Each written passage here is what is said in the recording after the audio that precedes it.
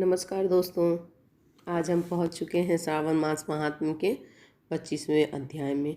श्रावण मास में किए जाने वाले पिठोरी व्रत का वर्णन इसमें ईश्वर सनत कुमार से करते हैं और इसी के बारे में आज हम सुनेंगे कथा में।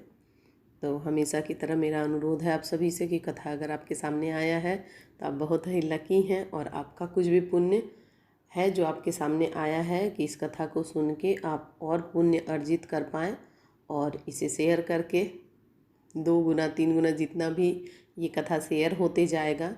ज़रूरी नहीं कि आप मेरा ही वीडियो का ये कथा सुने, कहीं भी अगर आपको इस तरह का कथा आता है तो कुछ तो आपका पुण्योदय है। क्योंकि मैं भी ये जब कथा करना शुरू की तो ये वीडियो देख के ही करना शुरू किए। तो अगर कभी भी आपके पास ऐसा कथा आता है तो एक बार क्लिक ज़रूर करें और सुने, क्योंकि हम ईश्वर से कैसे जुड़ें ये सब कई बार तो अगर हम कहते हैं तो इसको आजकल डकोसला और ये वो भी कहते हैं कि मतलब मेरे पास अभी शब्द नहीं आ रहा है, हाँ पाखंड, और ईश्वर की क्या ज़रूरत है। लेकिन एक ईश्वर की ही अगर आप ये कथा को कुछ दिन तक लगातार सुनेंगे, अगर आपके पास टाइम नहीं है तो कोई नहीं, 1-2 दिन गैप करके भी सुन सकते हैं, लेकिन आप देखेंगे कि आप में एक अजीब सा बदलाव है।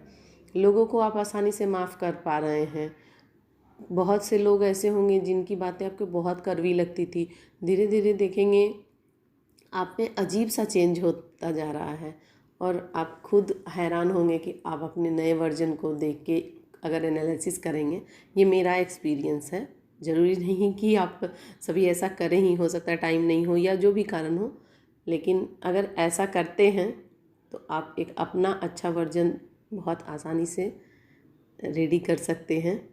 और कभी इस सब के बारे में भी बात करेंगे किसी और अध्याय में और दूसरे किसी स्टोरी जब मैं सुनाऊंगी तो, और या फिर अपना एक्सपीरियंस मैं शेयर करूंगी तो कथा ज़रूर पूरा सुनिए, ज़्यादा से ज़्यादा लोगों को शेयर कीजिए।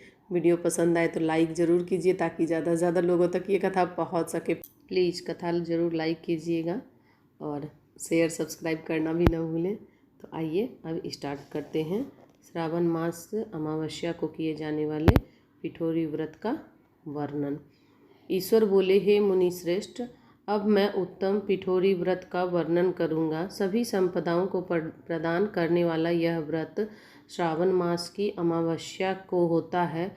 जो यह घर है वह सभी वस्तु मात्र का अधिष्ठान है, इसलिए इसे पीठ कहा जाता है और पूजन में वस्तु मात्र के समूह को आर कहते हैं।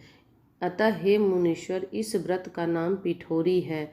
अब मैं उसकी विधि कहूँगा, सावधान होकर सुनिए। दीवार को ताम्र वर्ण, कृष्ण वर्ण अथवा श्वेत वर्ण धातु से पोतना चाहिए। अगर ताम्र वर्ण से पोता गया है तो पीले रंग से, कृष्ण वर्ण से पोता गया है तो श्वेत रंग से, और श्वेत वर्ण से पोता गया है तो कृष्ण वर्ण के चित्र बनाना चाहिए, अथवा श्वेत पीत से, लाल से, काले या हरे वर्ण से चित्र बनाएं। मध्य में पार्वती सहित शिव की मूर्ति अथवा शिवलिंग को बनाकर विस्तीर्ण दीवार पर संसार की अनेक चीज़ों का चित्र बनाएं। चतुःशाला सहित रसोई घर, देवालय, शयन घर, 7 खजाने, स्त्रियों का अंतःपुर जो महलों तथा अट्टालिकाओं से सुशोभित तथा साल के वृक्षों से मंडित हो, चूने आदि से दृढ़ता से बंधे पाषाणों तथा ईंटों से सुशोभित हो, और जिसमें विचित्र दरवाजे, छत तथा क्रीड़ांगन हो, इन सभी को चित्रित करें। बकरियां, गायें, भैंसें, ऊँट, हाथी, चलने वाले रथ, अनेक प्रकार की सवारी गाड़ियां, स्त्रियां, बच्चे, वृद्ध, जवान, पुरुष, पालकी, झूला और अनेक प्रकार के मंच, इन सब का अंकन करें। सुवर्ण, चांदी, ताम्र, सीसा, लोहा, मिट्टी तथा पीतल के और अन्य प्रकार के विभिन्न रंगों वाले पात्रों को लिखें। शयन से संबंधित जितने भी साधन हैं, चारपाई, पलंग, बिस्तर, तकिया आदि, बिल्ली, मैना, अन्य और भी शुभ पक्षी, पुरुषों तथा स्त्रियों के अनेक प्रकार के आभूषण, बिछौने तथा ओढ़ने से जो वस्त्र, यज्ञ के जितने भी पात्र होते हैं, मंथन के लिए 2 स्तंभ व 3 रस्सियाँ, दूध, मक्खन, दही तकर, छाछ, घी, तेल, तिल, इन सभी को दीवार पर लिखें। गेहूँ, चावल, अरहर, जौ, मक्का, वार्ता, नल एक प्रकार का अन्न होता है ये, चना, मसूर, कुल्थी, मूंग, कांगली, तिल, कोदो, कात्सी नामक अन्य, सावा, चावल, उड़द, ये सभी धान्य वर्ग भी अंकित करें। सिल, लोढ़ा, चूल्हा, झाड़ू, पुरुषों व स्त्रियों के वस्त्र, बांस तथा तृण के बने हुए सूप आदि, ओखली, मूसल, गेहूँ आदि पीसने वाला, अरहर आदि दाल के दरने के लिए जो यंत्र होता है उसको चक्की कहते हैं शायद चाकी, और दरैता, हाँ चौकी कहते हैं उसको, हाँ चक्की ही कहते हैं।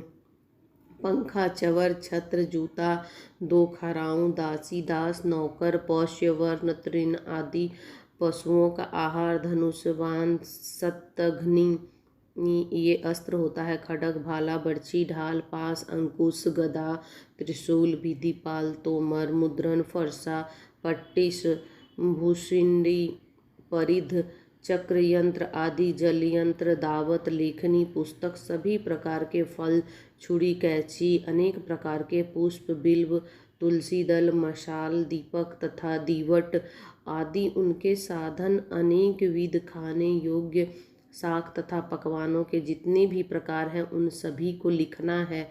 जो वस्तुएं यहाँ बताई गई है उन सबको भी दीवार पर लिखना है, क्योंकि यहाँ पर सभी कुछ लिखना संभव नहीं है, क्योंकि एक एक पदार्थ के सैकड़ों तथा हजारों भेद हैं। और मैं कितना कह सका हूँ। 16 उपचारों से इन सभी का पूजन होना चाहिए।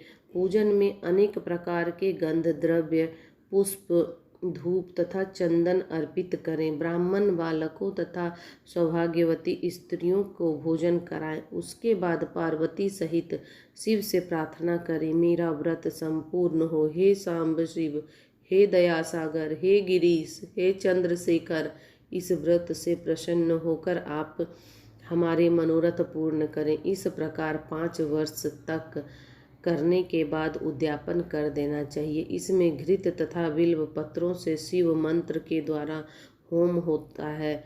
एक दिन अधिवासन करके सर्वप्रथम ग्रह होम करना चाहिए।